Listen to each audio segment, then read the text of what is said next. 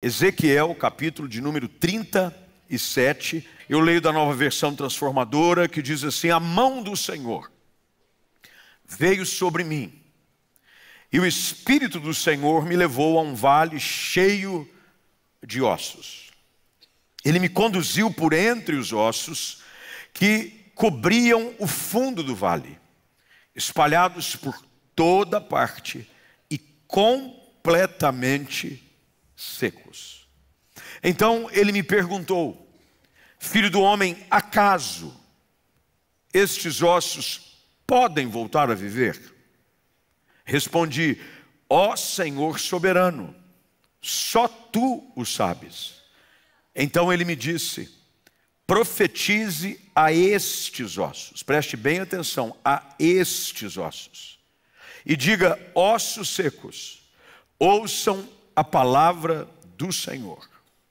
Assim diz o Senhor soberano: soprarei meu espírito e os trarei de volta à vida. Porei carne e músculo em vocês e os cobrirei com pele. Darei fôlego a vocês e voltarão à vida. Então saberão que eu sou o Senhor. Cada vez que me deparo com situações de necessidade de pessoas, principalmente quando essas necessidades são grandes, e elas são grandes dentro de uma proporção que a gente não consegue fazer mais nada. Sabe aquela situação em que a pessoa chega e diz: eu já fiz tudo o que eu podia mesmo. Você deu todos os passos que sabia e que eram necessários ser dados, você usou os recursos que tinha, você esgotou todos os seus recursos, exatamente como aquela mulher que sofria de um fluxo de sangue, Marcos capítulo 5, ela gastou tudo que tinha, ela fez tudo o que podia. Mas a situação não mudou.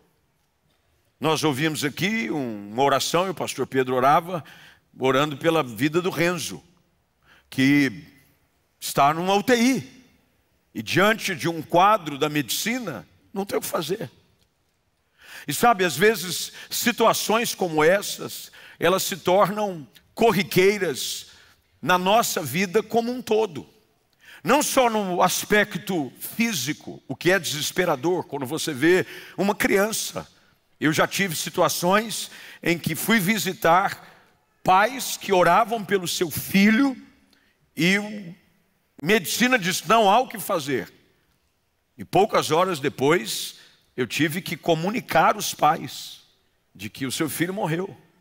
Eu tive que acompanhar a mãe até o leito da UTI, do lado do seu filho de 1 ano de idade. E ver a mãe abraçar o seu filho morto. E diante de uma situação de desespero, você não saber o que dizer, mas continuar crendo de que mesmo em meio a cenários de dor, Deus continua sendo Deus. E num momento em que nós começamos um novo ano, não há dúvida alguma de que você deseja ver nesse ano um desdobramento diferente. Você quer ver cenários da sua vida que já estão mais parecidos com um cenário de morte, de dor, serem mudados. Situações da sua família, tem casamentos que já vêm num cenário aonde tudo está morto, não há mais respeito, não há mais amor, não há mais carinho, não há mais nada, não há sequer, em alguns casos, troca de palavras. E você vive num contexto extremamente difícil, e você está à procura de uma saída. E por estar à procura de uma saída, por causa da dor, do sofrimento, tem muita gente que toma medidas drásticas, movidas pelo desespero. Aí você escolhe sair de casa, você escolhe abandonar tudo, você escolhe desistir até da própria vida. Porque o cenário que você vê é um cenário de impossibilidades. Mas é interessante que em cenários assim, Deus tem o poder de nos ajudar a ver o seu poder. Por que eu comecei falando sobre esse contexto? Porque o contexto que nós lemos aqui é exatamente um cenário como esse. Aliás, ele é muito pior do que essas situações que nós vemos. É Deus levando o seu profeta, um homem de Deus, diante de um cenário de desolação terrível. E ele, com seus olhos, ele testemunha de que a situação era dramática. Ossos secos. Não sei quem conhece um pouco do assunto, mas todas as vezes que eu vou estudar a Bíblia, eu sou curioso e eu quero tirar o máximo possível daquilo que a Bíblia pode nos entregar e tem poder de nos entregar. E eu fui estudar quanto tempo em média leva para a decomposição do corpo humano, para que ele chegue num estado esquelético, né? Só osso. E eu fui procurar em várias fontes de pessoas, médicos e sites, livros, e o denominador comum é que tudo depende muito do ambiente aonde a pessoa é sepultada. Se for, por exemplo, não sei se você sabe disso, se a pessoa é sepultada num lugar onde é mais frio, a terra congela, porque há regiões do mundo onde a terra congela, literalmente. Eu me lembro que uma época que eu morei fora do país, eu fazia bico, né? Eu era pastor, mas a igreja era muito pequenininha e eu tinha que me virar. E uma vez eu fui, junto com outro colega pastor, nós fomos trabalhar de madrugada num lugar que era um campo de golfe. E eu era pastor numa igreja para brasileiros em Nova York. E era uma igreja muito pequenininha. Eu cheguei lá, tinha 5 pessoas. Então, eu tinha que me virar. Eu trabalhava, eu corria, eu tentava de alguma forma melhorar um pouquinho a condição para você comer um pouquinho melhor. E apareciam os bicos assim. E aí uma pessoa disse assim: olha, apareceu uma oportunidade da gente montar num campo de golfe, mas não é esse campo de golfe que você conhece, que tem, né, os buracos 18 normalmente. É um lugar onde as pessoas, elas só ficam treinando o arremesso. Então é como se fosse assim, várias baias num campo extenso, e lá na frente, no fundo, tinha uma rede que ela descia como um funil. Espero que vocês consigam entender na cabeça o que eu estou dizendo. Imagina uma rede grande que desce como um funil, um buraco no meio. Então eles jogavam, davam a tacada, a bola ia lá, batia na rede, descia no buraquinho e aí voltava para o caninho e a pessoa ficava. E para montar essa rede tinha que ser só à noite, porque o pessoal ficava de manhã e eles decidiram trocar a rede, porque a rede estava velha. E eu peguei esse trabalho. Até hoje eu me arrependo. Fui para lá, um frio, porque era no inverno rigoroso da região. Se você entrar aí em qualquer aplicativo que veja temperatura, você vai ver de que Nova York agora está -3. Eu peguei -18 já. Nesse dia, muito frio. E a região venta muito. E nós fomos trabalhar de noite. Aí nós fomos, fazer um buraquinho, coisa boba, igual acampamento, barraca.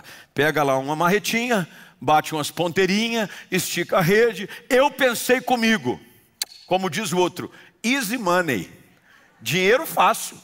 Vou lá esticar uns negocinhos, puxo a redinha, bato a estaca, puxo, deixo tudo pronto, coloco um dinheirinho no bolso e vou ser feliz. Eu fui descobrir ao chegar lá o porquê ninguém queria aquele trabalho. O chão parecia que você estava quebrando parede de concreto. E era terra. Mas aí o rapaz que nos chamou para ajudar falou: olha, então pastor, eu esqueci de avisar. É que no inverno a terra congela. Então para quebrar o chão vai precisar de mais esforço.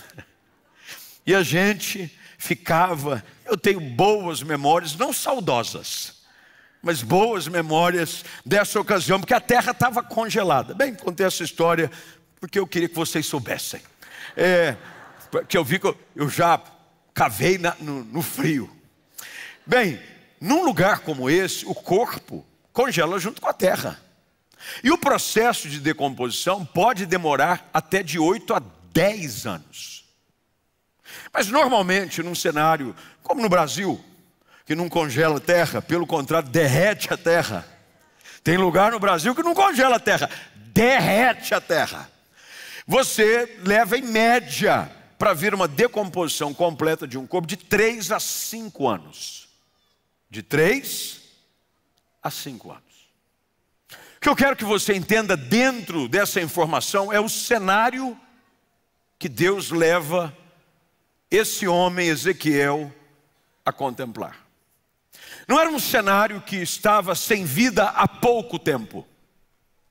Porque para chegar num cenário onde os ossos estão secos, completamente secos, e algumas versões dizem sequíssimos, isso quer dizer de que a vida já havia acabado ali há muito tempo.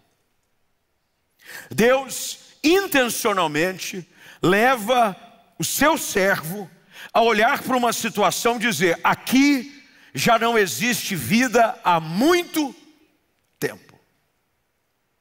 A Bíblia diz de que o lugar onde ela é levada, esse vale, estava cheio de ossos.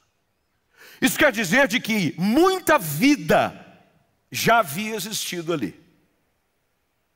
E você traduza isso como muitos sonhos, como muitas alegrias, como muitos projetos. A vida um dia já existira ali, mas há muito tempo havia acabado. É interessante que há pessoas que olham para um cenário como esse e chegam a uma conclusão muito rápida. Aliás, essa é a pergunta que Deus faz a Ezequiel, e talvez essa seja a pergunta que o próprio Deus faz a você nessa noite que está ouvindo essa palavra. Porque o cenário que você vive, a sua realidade, ou quem sabe você está olhando para esse novo ano, e a visão que você tem é: o lugar onde eu estou, a família que eu pertenço, a minha própria vida, um dia já teve vida e alegria. Mas agora, já faz muito tempo que eu não sei o que é ser feliz. Eu não sei o que é dar certo. E Deus te leva a esse cenário e te faz a mesma pergunta que Ele faz para Ezequiel. É interessante que o texto é Deus falando com ele. Veja que tudo aqui é feito por Deus. É Deus quem leva Ezequiel ao vale. É Deus quem permite com que Ezequiel veja a realidade. Porque a beleza da palavra de Deus é que ela não nos rouba da realidade. Deus não quer que nós vivamos num mundo de fantasia, onde a gente finge que está tudo bem. Porque tem gente que acha que se fingir que está tudo bem, vai ficar tudo bem. Não vai.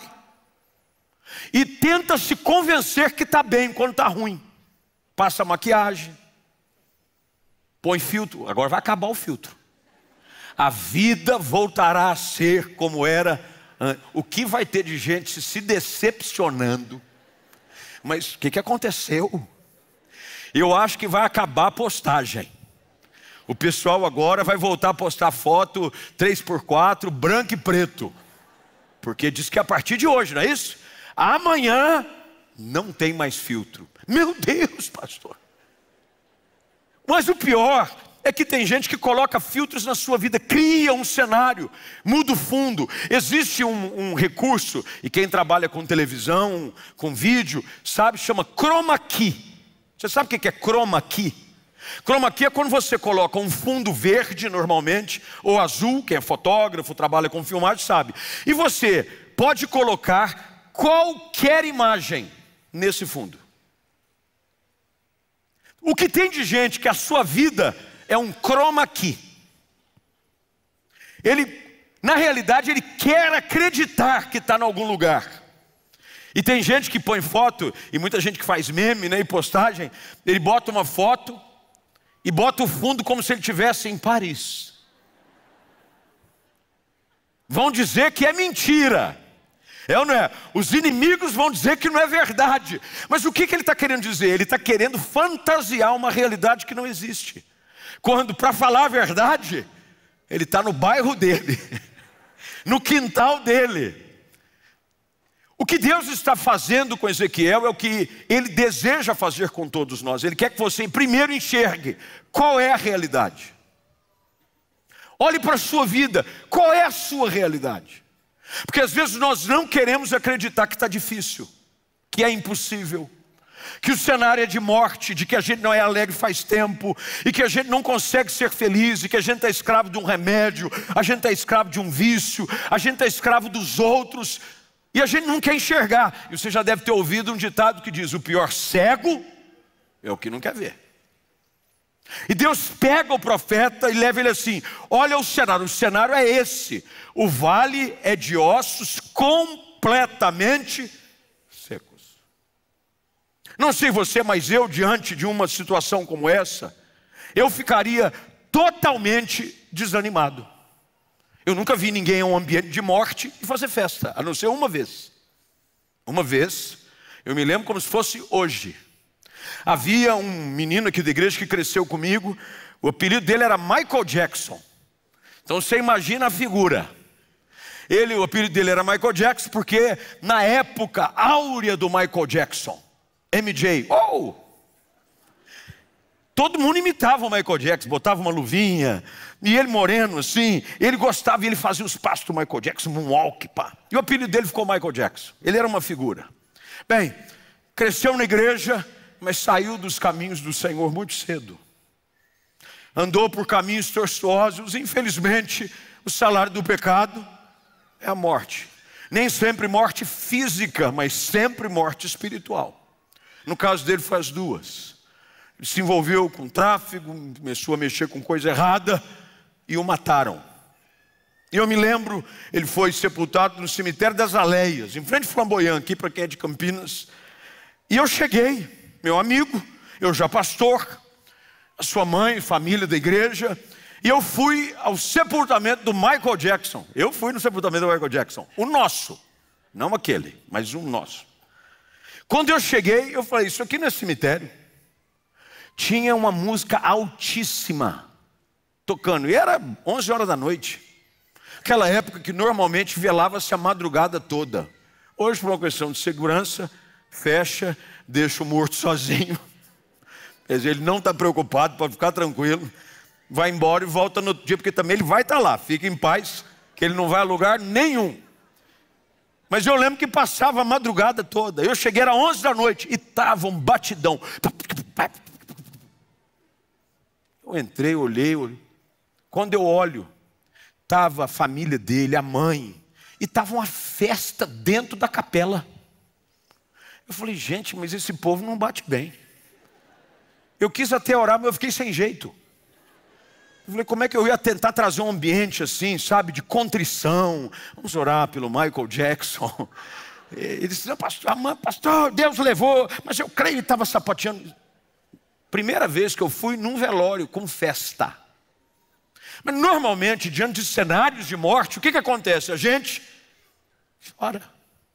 Você perde a esperança. Tem gente que diz: acabou a minha vida. O que eu vou fazer daqui para frente? E é nesse cenário que Deus leva o profeta. E quem sabe você está diante de um cenário como esse na sua vida hoje. E nesse cenário Deus faz uma pergunta. Uma pergunta Deus faz. Olha a pergunta que Deus faz ao profeta no versículo de número 3. Está com a Bíblia aberta aí, acompanha. Se puder, sublinhe, marque, porque vai te ajudar. Então Deus, perguntou: filho do homem, acaso esses ossos podem voltar a viver? Não queira dar uma de espiritual comigo. Aleluia, eu creio. Com certeza, Jesus. Normalmente o cenário contrário rouba a nossa esperança. Principalmente quando você vê que já há muito tempo não mudou a situação. Eu sei de pais que desistem de filhos, porque o filho já há muito tempo vive no caminho errado, vive longe de Deus, e diz: pastor, eu já desisti, entreguei na mão de Deus. Eu já ouvi de pais orando, dizendo: minha oração é que Deus o recolha, para ele parar de sofrer e parar de fazer a gente sofrer. Porque o cenário era um cenário absurdamente sem esperança. Como é que a gente sabe que o cenário era um cenário difícil? Vá comigo ao versículo 11. Pessoal da mídia, me ajuda aí por gentileza. Quando Deus revela o que aquele cenário representava, ele representava dentro do contexto a representação do povo de Israel. Ele diz: nós nos tornamos ossos velhos e secos, e não há mais esperança. Aquilo que eles chegaram, a conclusão foi: não há mais esperança. Não tem mais jeito. Minha vida, pastor, é isso aqui, não muda. Meu casamento eu vou abandonar porque não tem mais jeito, acabou, não tem. É um vale de ossos completamente secos. Aí Deus faz a pergunta: por acaso é possível que voltem a viver? Jesus fez essa mesma pergunta. Aliás, ele colocou essa realidade para a irmã de Lázaro. Jesus, quando chega a Betânia, Lázaro já está morto há 4 dias. Muito menos tempo do que o contexto do texto, de que provavelmente alguns anos para gerar um cemitério tão vasto de ossos secos. E até mesmo a irmã do morto disse: já cheira mal. Não tem mais jeito. Eu sei que o Senhor é Jesus, eu sei que o Senhor é Filho de Deus, eu sei que o Senhor realiza milagres, eu sei que o Senhor é o Deus do impossível, mas olha, isso no caso dos outros, porque é mais fácil você acreditar que Deus faz um milagre na vida do outro do que na sua. Tem gente que ora com fé pelo milagre na vida do outro, mas na sua ele diz: acho que comigo não vai. Eu tenho fé pelo outro, mas você não tem para você. E a irmã de Lázaro disse: Senhor, não tem mais jeito. E Jesus tinha dito para ela: tira a pedra, manda tirar. Jesus estava dizendo para ela: mesmo que um cenário, aparentemente, com seus olhos, você chegue à conclusão de que não tem mais saída, Deus quer provocar em nós a fé.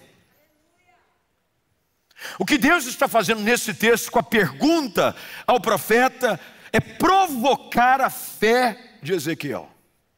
Deus hoje decidiu provocar a sua fé. Deus quer que você olhe para o seu cenário de dificuldade, de impossibilidade, de luta, quem sabe uma total falta de perspectiva para esse novo ano, e Deus está querendo dizer para você, e Ele diz claramente: e aí, você acha que esse ano vai ser bênção ou não vai? Porque tem gente que diz assim: não sei, olha o Trump. O camarada fica preocupado com o Trump e esquece do trampo. Entendeu a jogada, não? O cara está preocupado com o Trump, mas esquece do trampo. Meu irmão, o seu negócio é o trampo, não é o Trump. Vai trabalhar. Tem gente do outro lado olhando e dizendo: tem jeito ou não tem? E nessa hora, Deus quer que você aprenda a declarar quem é que vai dar a palavra final na sua vida. O que Ezequiel vem, e a resposta de Ezequiel, é uma lição para nós. Porque Ezequiel, na sua declaração, quando perguntado, veja, diante das provocações de Deus, e entendo o que eu digo de provocações, é Deus te colocar em situações em que Ele quer ver como você reage. Deus, de vez em quando, provoca-nos. Lembra da multiplicação dos pães e peixes? 5 pães e 2 peixes. Aí André diz assim: mas o que é isso para ser tanta gente? Aí Jesus diz: pode começar a distribuir. É Deus nos provocando. Mas como assim? É Deus provocando Pedro para sair de dentro do barco. Mestre, se é o Senhor que está vindo andar sobre as águas, manda-me ter contigo. Aí Jesus diz: vem. Deus provoca a nossa fé. E Deus quer ver diante dessas provocações, de cenários adversos, se você realmente tem ousadia para declarar em quem você crê. E Ezequiel passa no teste. E quando a gente passa no teste da provocação da fé, o milagre começa a acontecer. Porque Ezequiel diz assim, olha a resposta de Ezequiel, verso de número 5. Não, melhor, 3 ainda. Respondi, ó Senhor soberano. A resposta de Ezequiel, ela é sábia. O que Ezequiel está dizendo? O Senhor é quem manda nesse negócio. Soberania quer dizer de que não há autoridade, poder maior do que Ele. O que Deus está dizendo para Ezequiel é, ó Senhor soberano, Tu o sabes. Se o Senhor quiser voltar à vida, vai voltar. Se o Senhor não quiser, não vai voltar. Lembra de Sadraque, Mesaque e Abdinego? Os 3 jovens hebreus que foram levados escravos para a Babilônia durante o governo de Nabucodonosor. A história deles é contada no livro de Daniel. E quando chega no capítulo 6, eles são jogados numa fornalha de fogo ardente, porque Nabucodonosor havia mandado construir uma estátua de ouro 12 metros. Isso é que é narcisismo. 12 metros, só de ouro. E quando os músicos viessem a tocar, quem não se prostrasse e adorasse a imagem de Nabucodonosor seria lançado na fornalha de fogo ardente. Os 3 jovens hebreus, fiéis ao Senhor, não se prostraram diante do sistema do mundo. E aí ameaçaram jogar os 3, levaram na presença de Nabucodonosor. Ele diz, olha aqui Nabucodonosor, nós não vamos nos prostrar. E se Deus quiser nos livrar, Ele vai nos livrar. E se Ele não quiser, tudo certo também. Mas o fato é de que nós não nos prostraremos às circunstâncias. A resposta de Ezequiel é, Tu sabes, nós precisamos diante de cenários que parecem ser absurdamente complexos, ousar declarar, Deus continua no controle de todas as coisas. Pode parecer que não tem jeito, mas é no jeito que parece que não tem jeito que Deus gosta de dar um jeito. Dá até rima para te ajudar. Deus gosta de dar um jeito em situações que parecem não ter mais jeito. Esse é o cenário que Deus mais gosta de agir. É quando você já está na ribanceira, perdeu o freio. Não tem mais o que fazer. Todos desistiram. Seu pai desistiu, seus amigos desistiram. Todos viraram as costas para você. Aí Deus vem e mostra de que não há nada que Ele não possa reverter. A palavra de Ezequiel é uma palavra de que diante de um cenário como esse, eu preciso descansar na soberania de Deus. Eu preciso hoje à noite, num ambiente como esse, numa noite preparada pelo Senhor, que Ele te atraiu aqui. E talvez você vem para cá para fugir da sua realidade. É o único lugar que você encontra um pouco de ânimo. A música te ajuda, o louvor te encoraja, mas a realidade do que você vai encontrar lá fora tem sido essa: ossos secos. Você precisa hoje à noite aprender com esse texto a crer que Deus pode mudar a história de qualquer pessoa. Mas já faz muito tempo, não importa. O Deus que gera cenários de vida em ambientes de morte continua soberano. Todo mundo pode ter dito que não tem mais jeito.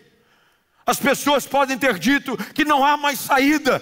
Deus sempre tem uma saída para aquele que crê. Deus faz, Deus abre porta, Deus faz milagres, Deus traz à existência o que não existe. Mas você precisa aprender com essa história de Ezequiel. O Senhor é que sabe. O que Ezequiel está dizendo é: está tudo nas tuas mãos, Senhor. Tudo nas tuas mãos. Não sei quantos já ouviram um conto de um sábio que tinha o seu nome muito conhecido num reino. E ele ficou muito conhecido porque as pessoas o buscavam e a sua fama crescia. E as pessoas diziam: não há ninguém mais sábio do que essa pessoa em todo o reino. E o rei ficou incomodado com aquilo. Falei, pois eu não conheço esse sábio. E todo mundo fala que ele tem palavras inteligentes. Ele sempre tem uma colocação muito apropriada. Eu quero ver se ele é tudo mesmo que as pessoas dizem. E o rei era metido a esperto. Disse, eu vou pegar esse sábio de jeito. Aí ele chama o sábio se sente todo honrado, entra com todo respeito na corte do palácio real, e ao entrar, ele se depara com o rei, ele presta honra ao rei, e o rei diz, olha, todos no palácio, os meus assessores, todo o reino, diz que você é extremamente sábio. Eis que estou aqui com um pássaro na minha mão, e eu quero que você me diga, se ele está vivo ou morto. O sábio, que além de sábio era esperto, ele disse, Senhor, é o Senhor que vai decidir se ele está vivo ou está morto. Porque pode ser que eu diga que ele está vivo, o Senhor aperte ele e ele morra. E pode dizer, porque eu não estou vendo que ele está morto, e o Senhor abra a mão e ele voe. O rei disse, acertou, miserável. Acertou, miserável. O poder está nas mãos do rei. É o rei que governa. Pode parecer que não tem jeito, pode ser um vale em que vocês não há mais o que fazer. Jesus é o rei dos reis. Ele muda as situações. Se ele disser, o inferno todo recua diante da autoridade da sua voz. A morte tem que dar lugar à vida, porque o Senhor da vida, quando ordena a vida, Ele ordena a vida e a bênção para sempre.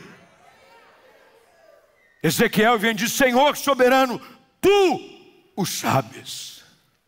E agora vem a lição número 2 de Deus para Ezequiel e para nós nessa noite.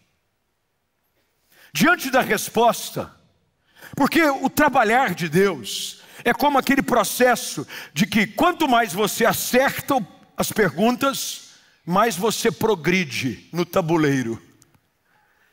Você acerta uma, Deus te leva à fase 2. Já jogou videogame? Quem joga videogame aqui? Levanta a mão, irmão, não condena não, porque eu sei que você fica até 3 horas da manhã. Deus está me mostrando uns irmãos aqui que dormem até com o dedo assim, ó. Tem problema. Se você lê a Bíblia o tanto que você ora vê videogame, você vai ser um teólogo da ordem maior. Mas normalmente, videogame, para você ir para uma fase mais difícil e receber até progressos, desenvolvimento do seu personagem, você primeiro precisa vencer a fase atual. Quando Ezequiel responde e diz assim, Senhor, tu sabes. E aí o que Ezequiel está dizendo? Como é o Senhor que define, o que o Senhor disser eu vou fazer. Aí Deus agora vem e diz para Ezequiel, preste atenção no verso de número 4, por favor. Então, ele me disse, veja que é então. Diante de uma posição, agora a continuação de algo que Deus está fazendo. Então ele me disse, profetize a estes ossos. Quando eu li e pedi para você prestar bem atenção e grifar, diz, a estes ossos. Deus não diz para ele, realmente a situação aqui não tem saída, vamos para outro lugar onde seja mais fácil. Não. Deus diz, olha para estes ossos, essa situação, esse casamento, essa família, essa questão que você está, é ali que você tem que declarar uma palavra de vida. Deus diz, profetiza a esses ossos e diga. E veja como Deus orienta Ezequiel a ser enfático e direto na sua palavra. Ele libera uma palavra diretamente à raiz do problema. Ossos secos. Ao invés de você falar do problema, fale com o problema. Porque tem gente que gosta de falar do problema, mas não faz nada para resolver o problema. Tem gente que vê o elefante no meio da sala e só desvia dele. Problemas precisam ser tratados e confrontados pela palavra. Se tem algo difícil, Deus está dizendo: profetiza sobre a sua vida, sobre a sua casa. Fale sobre os seus filhos. Meus filhos servirão a Deus. Meus filhos viverão seus dias na casa do Senhor. Meus filhos serão livres das drogas. Meus filhos vão voltar para o caminho. É um vale de ossos secos, mas profetize a palavra de Deus para aquilo que te traz desconforto. Quando você começar a orar por aquilo que te incomoda, Deus vai começar a mudar a situação. A gente tem costume de fugir da situação e não encarar o problema. Deus diz: então realmente, comece a profetizar sobre esses ossos.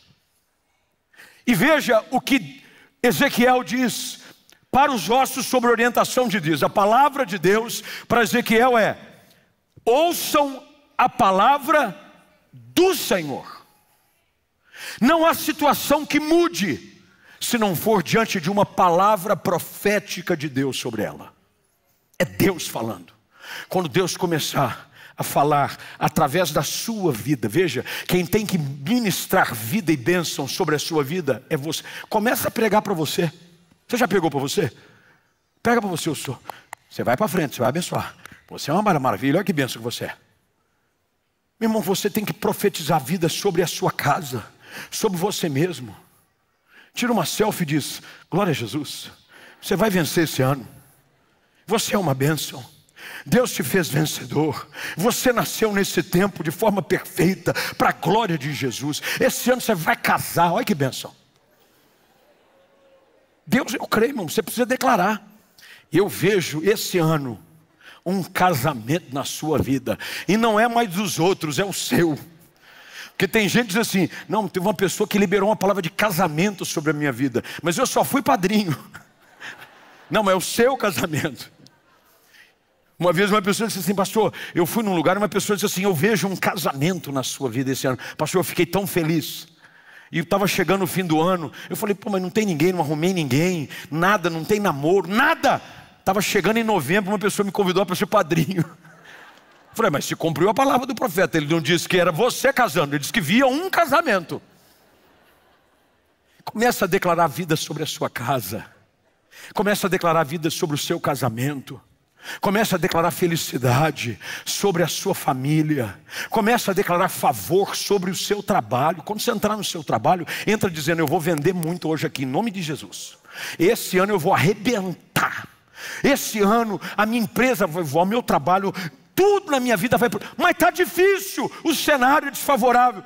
Meu irmão, é nesse cenário de vale de ossos que você tem que ousar declarar uma palavra de vida. Porque quando acontecer, todo mundo vai ter que se render ao fato de que foi Deus quem fez. Ezequiel diz: profetizo, eu profetizo. E Deus começa a dizer o que Ele vai fazer. É interessante que quando você é direto e específico, começa a dizer o que você crê que Deus pode fazer, irmão. Porque é interessante que Deus agora começa a dizer para Ezequiel de uma forma detalhada tudo que ele vai fazer. Olha o que Deus diz. Verso de número 5. A gente está caminhando para o fim.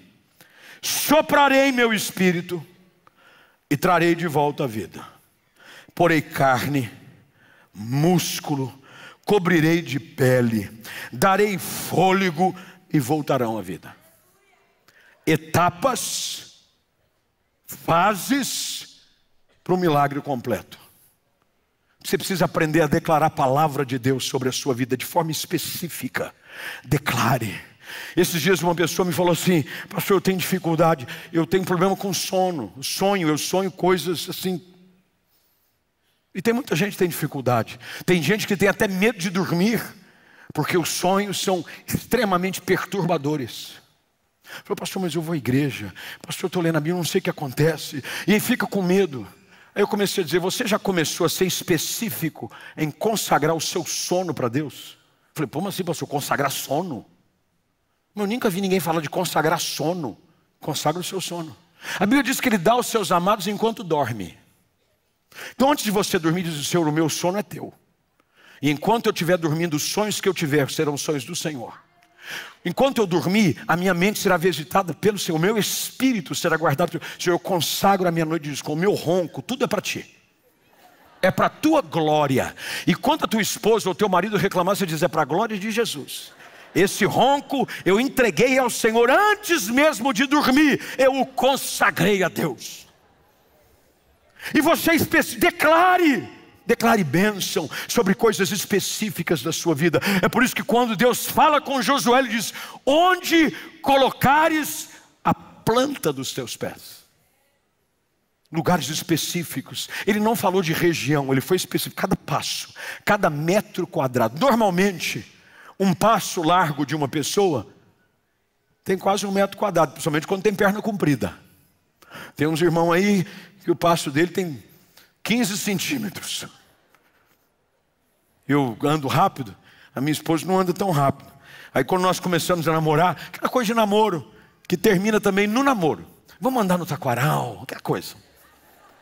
Você quer arrumar motivo para estar junto. Vamos no taquaral, dar uma volta. Taquaral, para quem está assistindo online, é um parque da cidade, onde alguns animados, corajosos, vão andar em volta e ficam lá. E a gente ia, caminhava. E eu ando rápido, perna comprida. Eu andava e eu via lá atrás assim, ó. Falei assim, mas por que você está correndo? Eu falei, eu estou correndo porque eu estou andando. Não, mas sua perna é muito comprida, não consigo te acompanhar. Mas sabe, o progresso é declarar um passo de cada vez, é dizer, essa semana, o seu ano vai ser um milagre se você profetizar todo dia sobre ele. Não adianta você profetizar, esse ano, terça-feira, amanhã é quarta. Você vai levantar e dizer, esse é o dia que o Senhor fez. Eu declaro sobre ele vida. Eu declaro sobre ele favor. Deus vai guardar a minha saída de casa e a minha volta. Deus vai guardar cada lugar que eu tiver. Quando eu falar, Deus vai me abençoar. Deus vai colocar anjos. Você consagre. O texto diz que é específico. Cada passo do que Deus faria. E como é que o milagre acontece? Fica de pé para a gente acabar. Pode ficar de pé.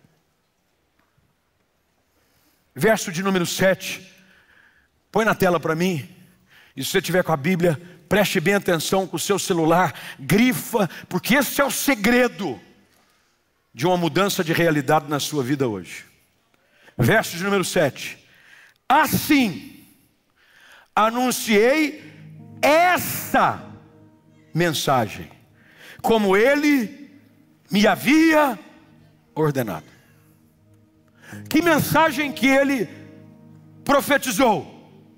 A que Deus mandou. Sabe qual é o problema?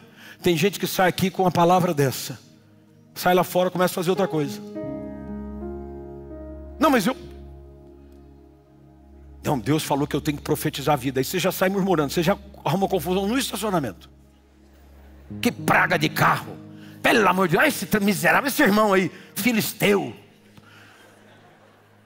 Irmão, faz como Deus mandou.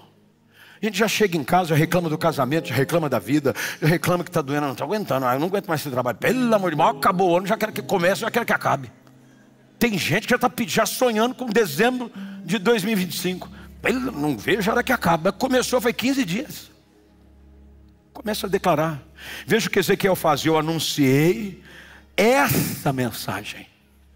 É a mensagem do Senhor, da palavra de vida, de transformação. Essa mensagem, como ele me havia ordenado, como Deus mandou. Não é do seu jeito, é do jeito de Deus.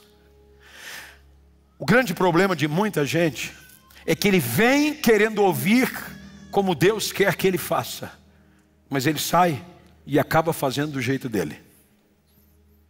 Ezequiel ouviu. Ó Senhor soberano, você vem para a igreja, Deus fala com você. Agora eu entrego a minha vida, agora vai. E quando acaba o culto, você quer fazer do seu jeito. Tudo que Deus mandou você fazer, você faz o contrário. Eu lembro de uma vez uma pessoa, eu pastorava numa outra igreja. A pessoa disse, marcou um aconselhamento. Eu queria ouvir o que o senhor tem a dizer a respeito dessa situação. Eu queria que o senhor orasse comigo. Marquei um horário, atendi. Quase 2 horas de conversa. A pessoa viu, fomos a palavra, essa situação. Vamos orar juntos. Oh, pastor, foi muito bom, eu tive um entendimento muito claro do que Deus quer que eu faça. Passaram-se alguns dias, eu descobri que tudo que nós havíamos orado e falado, e foi o contrário. Aí passou o tempo, ele quis marcar um horário comigo, eu falei, não tenho tempo. Que isso, pastor? Poxa vida, pra quê? Você tirou 2 horas do meu dia. Eu te falei tudo pela palavra, eu não falei o que eu penso. Fui com você na Bíblia, eu mostrei, olha, nessa situação, a Bíblia nos orienta a fazer isso dessa maneira. Vamos orar juntos. Você me ignorou, e pior, você ignorou o que Deus te falou. Vale a pena. O segredo desse texto é que Ezequiel fez exatamente como Deus havia mandado. Sua vida vai mudar, seu ano vai prosperar. Você vai profetizar sobre 2025, mas sobre a palavra de Jesus. Você precisa hoje à noite dizer, não, eu vou fazer do jeito de Deus. Tem gente aqui que sabe que está no caminho errado. Tem gente que sabe aqui que está preso no pecado. Aí você vem, amanhã você já retoma o caminho para o vale do osso seco. E você reclama, o teu casamento não prospera, a sua vida não vai para frente, o pecado te escraviza. Mas não é porque Deus não quer fazer, é porque você não quer obedecer. Se Ezequiel não tivesse profetizado, estaria o vale de ossos secos lá até hoje. Porque tudo é uma questão de você ousar declarar pela fé. Foi quando Ezequiel profetizou. O texto diz que imediatamente depois de ele ter profetizado, a Bíblia diz que quando ele começou a falar, de repente, as coisas mudam. De repente, quando você começa a liberar a palavra de Deus, de repente. Mas foi só depois que Ezequiel obedeceu. Sua vida vai mudar hoje, eu creio. Começa a mudar hoje. Deus vai começar a colocar coisas no lugar, trazer vida a um ambiente de morte, mas você primeiro precisa declarar, tu és o Senhor da minha vida, tu és o soberano, eu não controlo nada. Segundo, eu vou fazer segundo a tua palavra. Jesus disse que ninguém pode ir ao Pai se não for por Ele. Por que você está tentando outro caminho? Você quer viver Deus do seu jeito, você quer viver a fé do seu jeito? Não existe. Jesus foi claro, ninguém vem ao Pai senão por mim. Isso é teimoso. Não, deve ter uma saída, deve ter um desvio. Não tem. Não, mas deve ter outro caminho. Como diz aí, todos os caminhos levam a Deus. Essa é a frase predileta. Aliás, ela está no outdoor de entrada do inferno. Todos os caminhos levam a Deus. É a maior fake news que existe. Alexandre de Moraes, se descobrir, nós estamos perdidos. Não existe. O único caminho que vai te levar a um ambiente de transformação desse cenário é quando você vai até Jesus. Ele é a porta, ele diz. Eu sou a porta. Aquele que entra, sai e encontra pastagem. Encontra cuidado, provisão, pastoreio. Mas você precisa entrar pela porta. Não adianta a gente vir terça após terça, após terça, após terça. Porque sabe o que é o meu desejo? É ver você contar os seus testemunhos. É ver você, como uma pessoa me mandou uma mensagem. No domingo, ela até entrou e colocou no meu Instagram.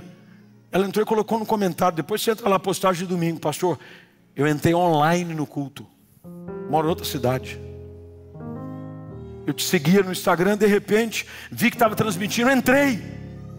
Deus falou comigo. Meus olhos se abriram. Eu senti o poder de Deus na minha casa. E eu posso declarar, Deus mudou a minha história.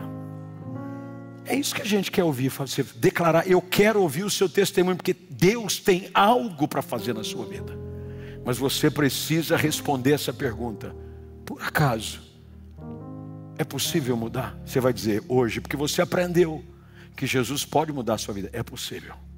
Jesus pode mudar a minha história. Jesus pode transformar a realidade da minha casa. E você vai fazer como Ele orientou.